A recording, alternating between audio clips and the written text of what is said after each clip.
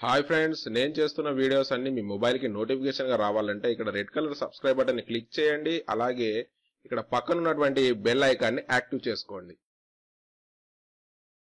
Hi viewers, ఈ వీడియోలో మనం 2024 టెట్ సైకాలజీకి సంబంధించినటువంటి కొన్ని మోడల్ క్వశ్చన్స్ ని మనం చూద్దాం. అందులో మొదటి ప్రశ్న చూసినట్టయితే, ఒక 2 ఏళ్ల బాలుడు అప్పుడే మాట్లాడడం ప్రారంభించాడు. గ్రామంలో ఉంటున్న అతని అమ్మమ్మ వారిని చూడడానికి వచ్చింది. అతను తండ్రి ఆఫీస్ నుంచి వచ్చిన తర్వాత సరైన భూతకాల రూపాన్ని ఉపయోగించి అమ్మమ్మ వచ్చిందని చెప్తాడు. ఆ పిల్లవాడు సరైన వ్యాకరణాన్ని ఉపయోగించగలిగాడు, ఎందుకంటే చామ్స్కీ ప్రకారం వ్యక్తులు వారి భాష యొక్క నియమాలను అర్థం చేసుకోగలిగిన సామర్థ్యం అని ప్రశ్న ఇవ్వడం జరిగింది. ఆప్షన్స్ కనుక చూసినట్టయితే, స్వతహా సిద్ధమైనది, రెండవది చేతనమైనది, మూడవది ఉద్దేశపూర్వకమైనది, నాలుగవది ప్రణాళిక బద్ధమైనది. వాళ్ళ 2 ఏళ్ల పిల్లవాడు వాళ్ళ అమ్మమ్మ చూడడానికి వచ్చిందని చెప్పి ఆఫీస్ నుంచి వచ్చినటువంటి తండ్రికి అమ్మమ్మ వచ్చిందని చెప్పి చెప్పడం జరిగిందని ఇక్కడ చామ్స్కీ ప్రకారం వారి భాష యొక్క నియమాలను అర్థం చేసుకోగలిగిన సామర్థ్యం ఏంటి అని చెప్పి ఇక్కడ ఇవ్వడం జరిగింది. ఇందులో ప్రశ్నలో మనం చామ్స్కీ అని మనం చూడగానే, చామ్స్కీ అనగానే భాష వికాస సిద్ధాంతాలను మనం ఖచ్చితంగా గుర్తుంచుకోవాలి. ఈ Chomsky father of modern linguistics, ఈయన అమెరికా దేశానికి సంబంధించినటువంటి వ్యక్తి. 1928వ సంవత్సరంలో యూదుల కుటుంబంలో జన్మించిన వ్యక్తి అని చెప్పి కూడా మనం గుర్తుంచుకోవాల్సి ఉంటుంది. అంతేకాకుండా ఈయన భాషా వాక్య నిర్మాణం కోసం language and mind, language and thought అనేటటువంటి 2 పుస్తకాలను రాయడం జరిగింది. ఈ లాంగ్వేజ్ అని కనబడగానే మనం మైండ్ లో కొండ గుర్తుగా చామ్స్కీని మనం గుర్తుంచుకోవాల్సి ఉంటుంది. అంతేకాకుండా భాషా వికాస సిద్ధాంతాన్ని వ్యతిరేకించినటువంటి వాళ్ళను కూడా మనం గుర్తుంచుకోవాలి. భాషా వికాస సిద్ధాంతాన్ని వ్యతిరేకించిన వారు బ్రూనర్ మరియు జీన్ పియాజే అని కూడా మనం గుర్తుంచుకోవాలి. అంటే లాంగ్వేజ్ అనగానే మనకు చామ్స్కీ గుర్తుకు రావాలి, వ్యతిరేకించిన వారు అనగానే మనకు బ్రూనర్ మరియు జీన్ పియాజే అని కూడా మనం గుర్తుంచుకోవాల్సి ఉంటుంది. చామ్స్కీ ఏం చేశాడనంటే లాంగ్వేజ్ డెవలప్మెంట్ మీద అనేక రకాలైనటువంటి ప్రయోగాలను చేయడం జరిగింది. భాష వికాస దశలు అనేటటువంటివి ఒక 4 రకాలుగా ఉంటాయి. వాటిని కూడా మనం గుర్తుంచుకోవాలి. పూర్వ భాష దశ, ఇంగితాల దశ, శబ్ద అనుకరణ దశ, శబ్ద గ్రాహక దశ అని చెప్పి మనం మెయిన్ గా గుర్తుంచుకోవాల్సి ఉంటుంది. ఈ క్వశ్చన్ లో ఏంటనంటే, బాలుడు అప్పుడే మాట్లాడడం ప్రారంభించారు, గ్రామంలో ఉన్న అమ్మమ్మ వారిని చూడడానికి వచ్చింది అని చెప్పి ఇందులోపల ఉంది. కాబట్టి ఆ బాలుడు ఏ రకమైనటువంటి సామర్థ్యాన్ని కలిగి ఉన్నాడనంటే, స్వతహా సిద్ధమైనటువంటి సామర్థ్యాన్ని కలిగి ఉన్నాడు. అంటే వాళ్ళ అమ్మమ్మను రికగ్నైజ్ చేశాడు, వాళ్ళ అమ్మమ్మ అనే పదాలను భాషను నేర్చుకున్నాడు, వాళ్ళకి చెప్పాడు. కాబట్టి స్వతహా సిద్ధమైనటువంటిదని మనం గుర్తుంచుకోవాలి. ఈ ఆప్షన్ ని మనం చూజ్ చేసుకోవాలి. రెండో ప్రశ్న కనుక మనం చూసినట్టయితే, యజమాని చేత తిట్లు తిన్న శ్రద్ధ తన గదిలోకి వచ్చి టేబుల్ పై ఉన్న కాగితాలన్నీ చింపివేసింది. ఇక్కడ ఉపయోగించిన రక్షణ తంత్రం ఏది? ఇక్కడ ఆప్షన్స్ ను పరిశీలించినట్టయితే, 1 పరిహారం, 2 విస్థాపనం, 3 ప్రతిచర్య ఉద్భవం, 4 దమనం. ఈ ప్రశ్నను అబ్జర్వ్ చేసినట్టయితే ఇక్కడ రక్షణ తంత్రాల గురించి ప్రశ్న ఇవ్వడం జరిగింది. వాస్తవానికి రక్షణ తంత్రాలు అనేటటువంటిది సిగ్మండ్ ఫ్రాయిడ్ ప్రవేశపెట్టడం జరిగింది. మానసికంగా, శారీరకంగా, ఉద్వేగపూర్వకంగా పర్సనాలిటీ డెవలప్మెంట్ చేయడం జరుగుతుంది. కాబట్టి సిగ్మండ్ ఫ్రాయిడ్ ఏం చేశాడనంటే రక్షణ తంత్రాలను ప్రవేశపెట్టడం జరిగింది. మరి మన రక్షణ తంత్రాలు అనేటటువంటివి దేనికి ఉపయోగపడతాయనంటే, ఇవి ఒక ప్రవర్తన నమూనా. తాత్కాలికంగా అపరాధ భావం నుండి రక్షించడానికి రక్షణ తంత్రాలు ఉపయోగపడతాయి. వాస్తవానికి రక్షణ తంత్రాలు 8 ఉంటాయి. 1 దమనం, ప్రతిగమనం, విస్థాపనం, స్వైరకల్పన, తదాత్మీకరణ, పరిహారం, హేతుకీకరణ, ప్రక్షేపణం. ఈ 8 రకాల రక్షణ తంత్రాలు మనకు ఎందుకు ఉపయోగపడతాయో మనం చూద్దాం. ముందుగా ఇక్కడ చూసినట్టయితే పరిహారం అనేటటువంటి ఆప్షన్ ని ఇవ్వడం జరిగింది. ఒక రంగంలో బలహీనంగా మరొక రంగంలో విజయం సాధించడం అనేది ఉంటుంది. అంటే ఒక అంశంలో బలహీనంగా ఉంటారు, మరొక అంశంలో స్ట్రాంగ్ గా ఉండడం జరుగుతుంది. కానీ ఇక్కడ ప్రశ్నలో ఏమున్నదనంటే, యజమాని చేత తిట్లు తిన్న శ్రద్ధ తన గదిలోకి వచ్చి టేబుల్ పై ఉన్న కాగితాలన్నింటినీ చింపివేసిందని ఉంది. ఇక్కడ పరిహారం అని అంటే ప్రత్యామ్నాయం అన్నట్టుగా మనకు అర్థం వస్తుంది. అంటే ఒక రంగంలో బలహీనంగా ఉంటారు, ఒక రంగంలో బలంగా ఉంటారు. ఇక్కడ బలహీనంగా బలంగా ఉన్నట్లు అర్థం కనబడట్లేదు. ఒకరు తిట్టడం వల్ల ఇక్కడ ఏం జరిగిందనంటే ఇంకో ప్రాంతం లోపల వాళ్ళు ఆవేశాన్ని చూపించడం జరిగింది. ఒకటో ఆప్షన్ అనేది ఇక్కడ సరిపోవడం లేదు. రెండో ఆప్షన్ చూసినట్టయితే విస్థాపనం. విస్థాపనం అంటే ఏంటనంటే మార్చడం, అంటే ఇతర వస్తువులపైన ఇతర వస్తువుల మీద కోపాన్ని చూపించడం. ఉదాహరణకు అత్త మీద కోపం దుత్త మీద చూపించడం. ఇక్కడ ప్రశ్నను కనుక మనం చూసినట్టయితే యజమాని చేత తిట్లు తిన్న శ్రద్ధ గదిలోకి వచ్చి కాగితాలన్నింటినీ చింపివేసింది. ఇక్కడ విస్థాపనం అని అంటే అర్థం కరెక్ట్ గా సరిపోయింది. విస్థాపనం అంటే ఏంటి అని అంటే ఒక దగ్గర ఉన్నటువంటి అసహనాన్ని కోపాన్ని వేరే ప్రాంతంలో లేదా బలహీనమైనటువంటి వ్యక్తుల మీద వస్తువుల మీద చూపించడము, దాన్నే విస్థాపనం అని అంటాం. ఇక్కడ క్వశ్చన్ చూసినట్టయితే శ్రద్ధ ఏం చేసింది, గదిలోకి వెళ్లి టేబుల్ మీద ఉన్నటువంటి కాగితాలన్నీ చింపేసింది. ఎందుకు చింపేసింది అని అంటే యజమాని చేత తిట్లు తినడం వల్ల చింపేసిందని ఇక్కడ మనకు కరెక్ట్ గా సరిపోయింది. సో ఈ ప్రశ్నకు ఆన్సర్ 2. అలాగే మూడవది ప్రతిచర్య ఉద్భవం. దీన్నే ప్రతిగమనం అని కూడా అంటాం. అంటే కుంటనాలు బాధలకు గురైనటువంటి పెద్దవాళ్ళు చిన్న పిల్లల్లాగా ఏడవడము లేదా అలగడం వంటివి చేస్తారు చూసారా, దాన్నే ప్రతిచర్య ఉద్భవం అని పిలవడం జరుగుతుంది. తర్వాత దమనం. దమనం అంటే ఏంటనంటే బాధను గాని అవమానాలను గాని తీరని కోరికలను గాని లేదా చేదు అనుభవాలను గాని, అంటే సింపుల్ గా చెప్పాలంటే మనకు నచ్చనటువంటి విషయాన్ని ఏం చేస్తాం, మనం తొక్కి పెట్టడం జరుగుతుంది. దాన్నే దమనం అని అంటాం. సో ఇందులో ఈ రెండో ప్రశ్నకి ఆన్సర్ ఏంటంటే విస్థాపనం. కొత్త ప్రదేశంలో దారి తప్పిన ఒక వ్యక్తి అనుభవించిన భయాందోళనలను గురించి తెలుసుకోవడానికి అనువైన పద్ధతి. ఆప్షన్స్ కనుక పరిశీలించినట్టయితే వ్యక్తి అధ్యయన పద్ధతి, అంతః పరిశీలన పద్ధతి, ఇంటర్వ్యూ పద్ధతి, ప్రయోగ పద్ధతి. ప్రశ్న కనుక మరొకసారి చదివినట్టయితే కొత్త ప్రదేశంలో దారి తప్పిపోయినటువంటి వ్యక్తి అనుభవించిన భయాందోళనలను గురించి తెలుసుకోవడానికి అనువైనటువంటి పద్ధతి ఏది అని అడుగుతున్నారు. ఇక్కడ మనం మెయిన్ గా గుర్తుంచుకోవాల్సిన విషయం ఏంటి అనంటే ఇక్కడ అనుభవించినటువంటి అని ఇక్కడ ఒక పదం ఉండదండి. ఇక్కడ కీవర్డ్ లాగా మనం భావించాలి. అనుభవించిన అనే పదం మనకు వచ్చింది అనగానే మనం మెయిన్ గా అంతః పరిశీలన పద్ధతి అనే ఆప్షన్ పైకి మన ఫోకస్ అంతా వెళ్లిపోవాలి. ఎందుకనంటే ఇక్కడ అంతర్పరిశీలన పద్ధతి ఏమని చెప్తుందనంటే వ్యక్తి తన అనుభవాలను అంతర్గత భావనలను ఆలోచించడం విశ్లేషించుకొని నివేదించే పద్ధతిని మనం అంతర్పరిశీలన పద్ధతి అని అంటాం.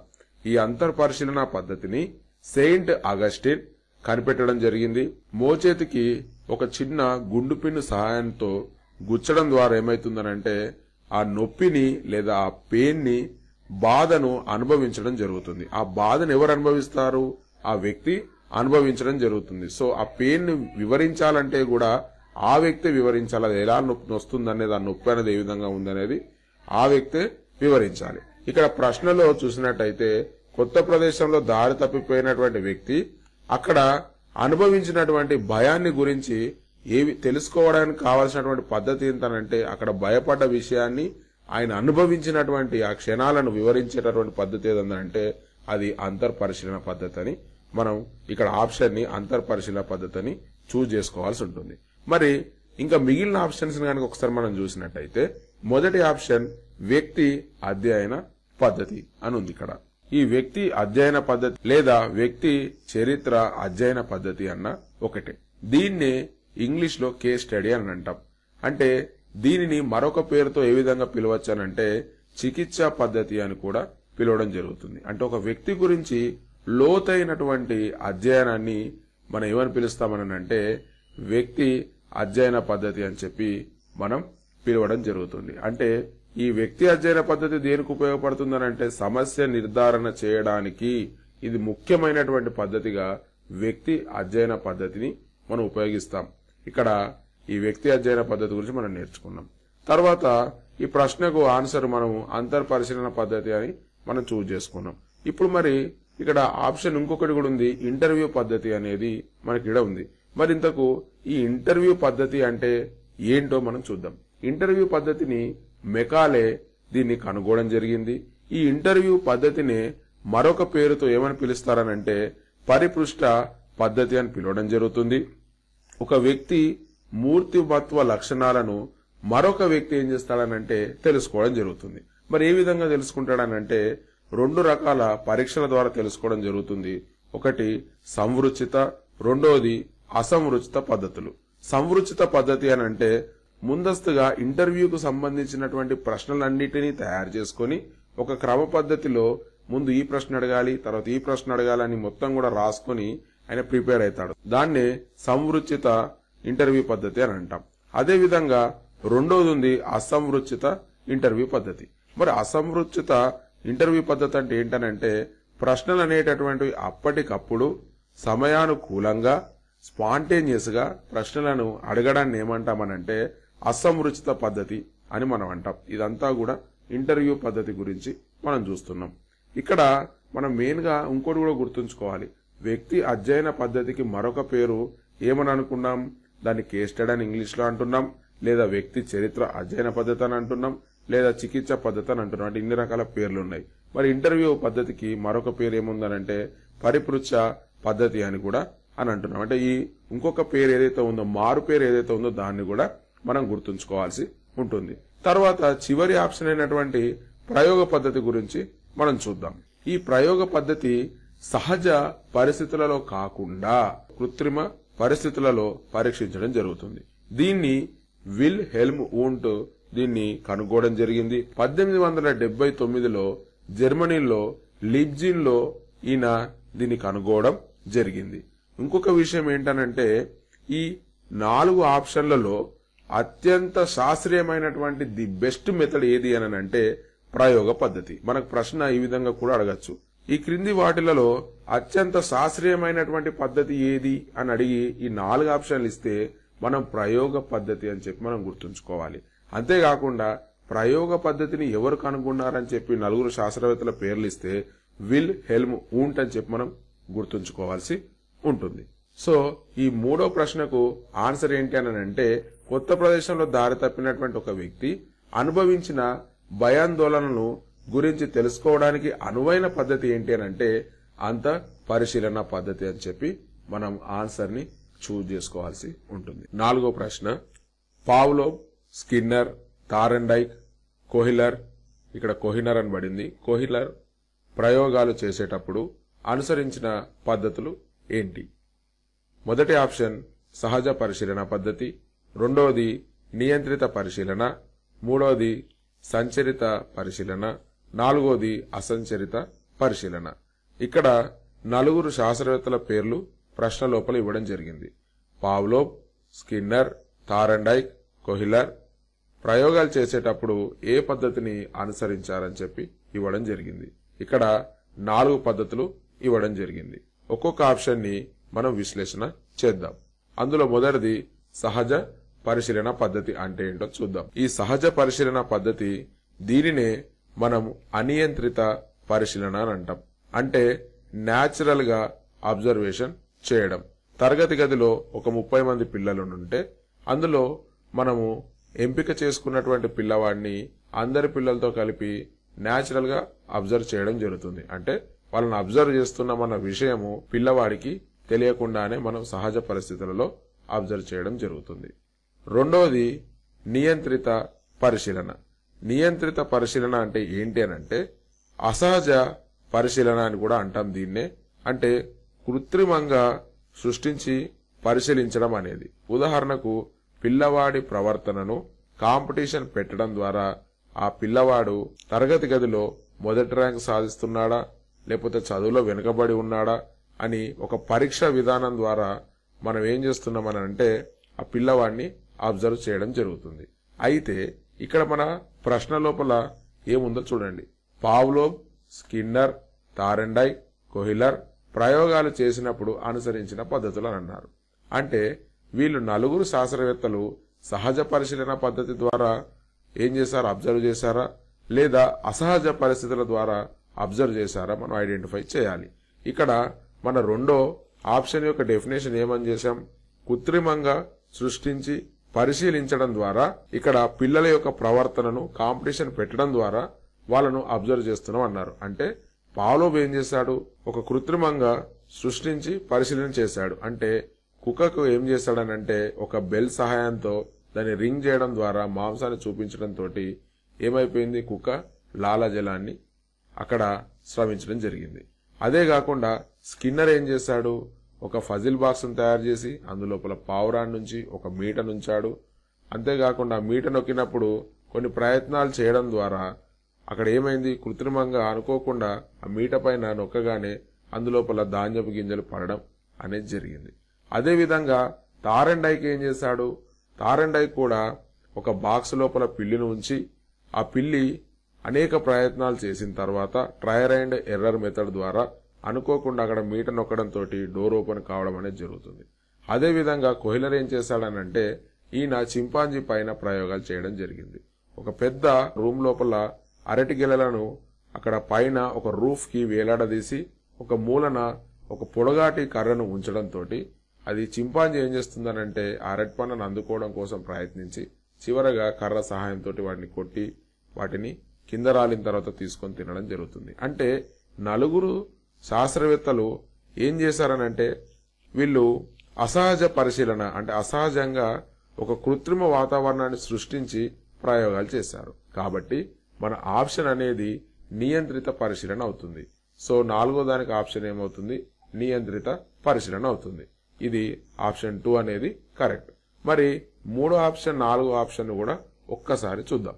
3వ ఆప్షన్ ఏంటి అనంటే సంచరిత పరిశీలన.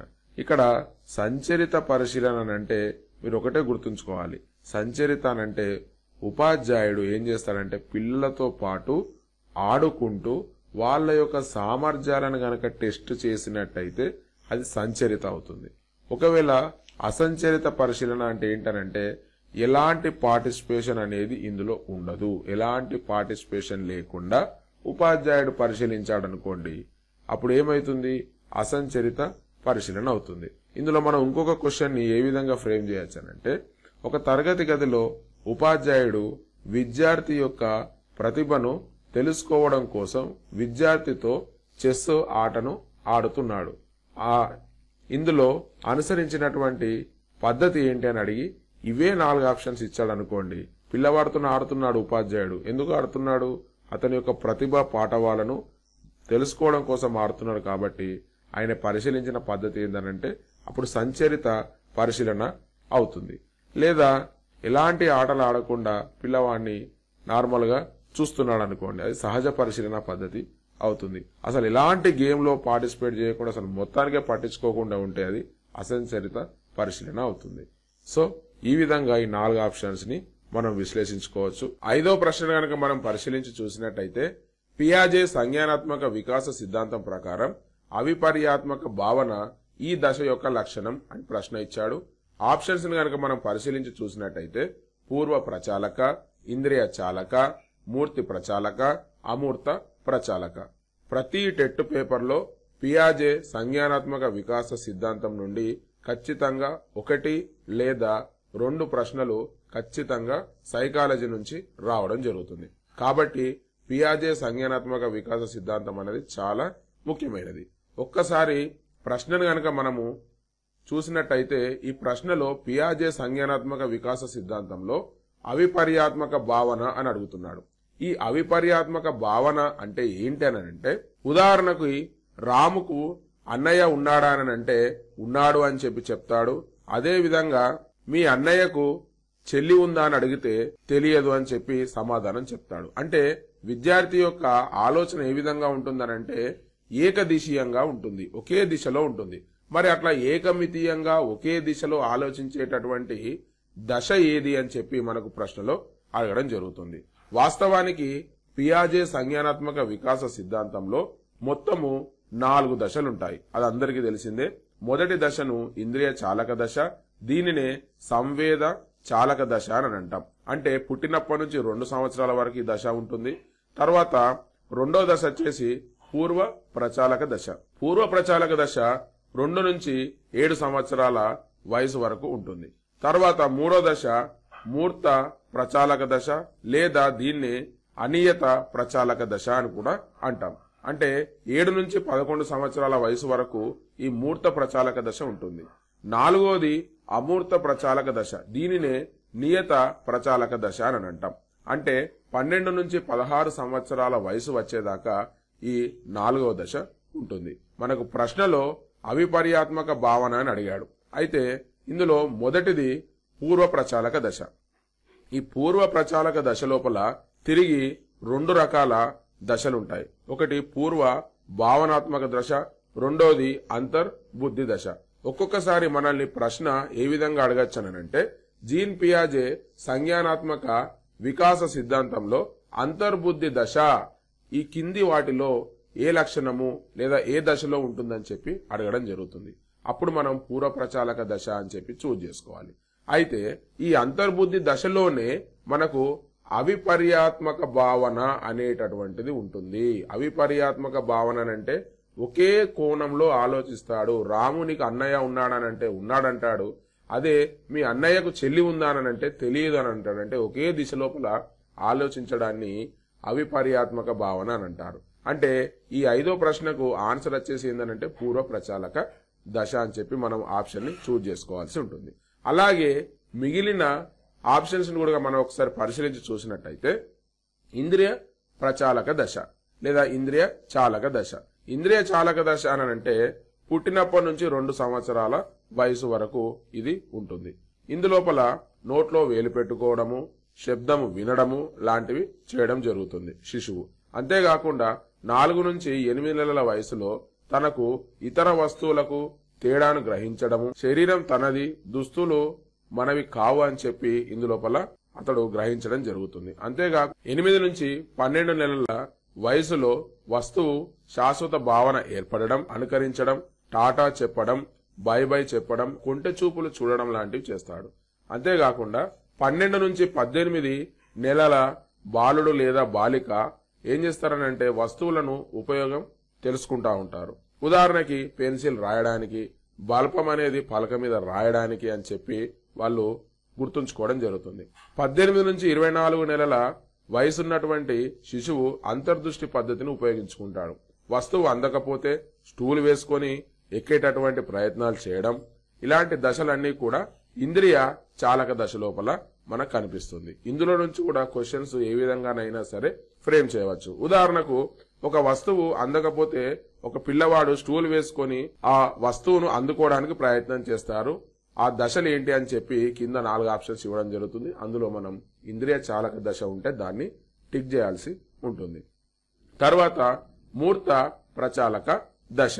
ఈ మూర్త ప్రచాలక దశ అనేది జీన్ పియాజే సంజ్ఞానాత్మక వికాసంలో ఇది 3వ దశ. ఇందులోపల ఏం చేస్తారంటే కంటికి కనిపించే వాటికి మాత్రమే ప్రాధాన్యత ఇవ్వడం జరుగుతుంది. ఉదాహరణకి ఎక్కడి నుంచైనా ఇంటికి వెళ్తాడు, కానీ ఏ దారిలో వచ్చావంటే మాత్రం చెప్పలేడు. అంటే ఇంటికొచ్చే మార్గం అతనికి గుర్తుంటుంది, ఎందుకంటే అది కళ్ళ కనబడుతుంది. ఇంటికి ఏ దారిలో వచ్చినాడంటే మాత్రం ఆయనే చెప్పలేడు. లాజికల్ థింకింగ్ ఎక్కువగా ఉంటుంది, పదిలపరుచుకునే భావన ఉంటుంది, విపర్యాత్మక భావన ఉంటుంది, నిగమనాత్మక విచలనం డెవలప్ అయ్యేటటువంటి భావన ఉంటుంది. అంతేకాకుండా అమూర్త ప్రచాలక దశ ఇది ఆల్రెడీ 12 నుంచి 16 సంవత్సరాల వయసు వాళ్ళకి ఉండడం జరుగుతుంది. సృజనాత్మకత శక్తి, ఊహ పరికల్పన ఏర్పడడం, విభిన్న ఆలోచన, సమస్య పరిష్కారాలు లాంటివి చేస్తారు. ఈ అన్ని దశలలో మనకు ఎక్కువగా అడిగేటటువంటి ప్రశ్న ఎందులో నుంచి అడుగుతారనంటే పూర్వ ప్రచాలక దశ నుంచి అడుగుతాడు. ఎందుకు ఈ పూర్వ ప్రచాలక దశ నుంచి అడుగుతాడనంటే ఇందులో 2 దశలు అనేటటువంటివి ఉంటాయి. పూర్వ భావనాత్మక దశ, అంతర్బుద్ధి దశ. యాక్చువల్ గా ఈ పూర్వ భావనాత్మక దశ అనేది 2 నుంచి 4 సంవత్సరాలు ఉంటుంది. అంతర్బుద్ధి దశ అనేది 4 నుంచి 7 సంవత్సరాల వయసు వరకు ఉంటుంది. పేపర్ 2 టెట్ 2023లో అహంకేంద్రీకృత దశ ఈ కింది ఏ దశలలో ఉంటుంది అని చెప్పి 2023 టెట్ లో అడిగారు. మరి అహంకేంద్రీకృత దశ అంటే ఏంది అంటే సెల్ఫిష్ గా ఉంటారు. తనతో పాటు సూర్యుడు నడుస్తున్నాడని, లేదా ఊహాత్మక క్రీడలు ఆడడం, లేకపోతే రాత్రిపూట నడిచేటప్పుడు చంద్రుడు కూడా నాతో నడుస్తున్నాడని ఈ విధంగా ఉంటాడన్నమాట. తర్వాత సర్వత్ర వాదం కూడా, అంటే ప్రాణం లేనటువంటి వస్తువుకు ప్రాణం ఉందనేటటువంటి భావన ఏ దశ లోపల ఉంటుందంటే పూర్వ ప్రచాలక దశలో పూర్వ భావనాత్మక దశ అనేటటువంటిది ఉంటుంది. అందులోపల ఏమనుకుంటాడనంటే సర్వత్ర వాదం అంటే ప్రాణం లేని వస్తువుకు ప్రాణం ఉందనేటటువంటి భావన లోపల ఉండడం జరుగుతుంది. అంతేకాకుండా భాషా వికాసం అభివృద్ధి చెందే దశ వస్తువులను, పరిసరాలను లేదా పరికరాలను భాషను యూజ్ చేసి తెలుసుకునేటటువంటి దశ ఏదంటే కూడా పూర్వ ప్రచాలక దశ అనే మనం గుర్తుంచుకోవాలి. మెయిన్గా ఎక్కువ శాతం బిట్లు పూర్వ ప్రచాలక దశ పైనే 80% ఆఫ్ బిట్లు పడేటటువంటి అవకాశం ఉంది. కాబట్టి నేను చెప్పినటువంటి విషయాలన్నింటినీ కూడా మీరు క్లియర్గా గమనించాలి. ఈ 5వ ప్రశ్నకు సమాధానం ఏంటి అని అంటే అవిపర్యాత్మక భావన ఏ దశలో ఉందనంటే పూర్వ ప్రచాలక దశ అని చెప్పి మనం ఆప్షన్ ని చూజ్ చేసుకోవాల్సి ఉంటుంది. మీకు కనుక ఈ వీడియో నచ్చినట్టయితే దయచేసి లైక్ చేయండి, షేర్ చేయండి, సబ్స్క్రైబ్ చేయండి. అంతేకాకుండా మీ అమూల్యమైనటువంటి సలహాలు సూచనలను కింద కామెంట్ బాక్స్ ఉంటుంది, కామెంట్స్ రూపంలో నాతో షేర్ చేసుకోండి. థ్యాంక్ యూ అండ్ జై హింద్.